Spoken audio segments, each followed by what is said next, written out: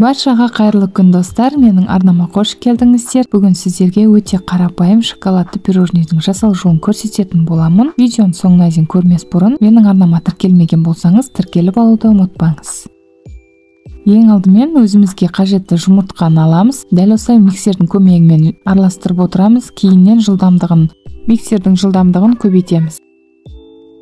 Қантты дәл осылай салып отырамыз. Қанты жақсылап еріп, осылай аппақ көбік болғанша миксерлейміз.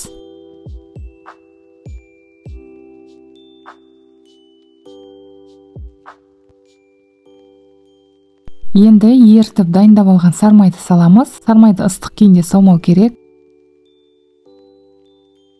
Енді сүт қосамыз. Бұны да миксермен кішкене араластырып жібереміз. Енді құрғақ заттарды саламыз. Бұл жерде какао, ұн және қопсытқыш.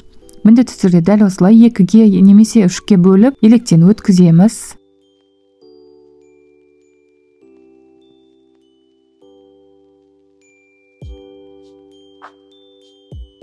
Миксердің көмегімен жақсылап араластырамыз. Ешқандай түйіршік қалмау керек. Барлығы бірдей болып араласуы керек.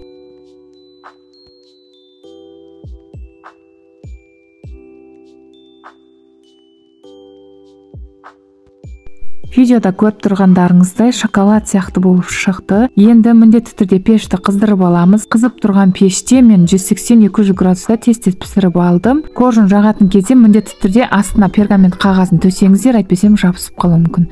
Дәл осында 2 корж шықты. Енді кремін дайындаймыз. Креміне мен тек салқын сливки мен сахни пудра қостым. Дәл осылай миксермен миксерлейміз. Баяу жылдамдықты араластырып отырып, кейін жылдамдығын көтереміз. Дәл осылай қою болған кезде біздің креміміз дайын болады. Енді осыны корждардың арасына жағып шығамыз.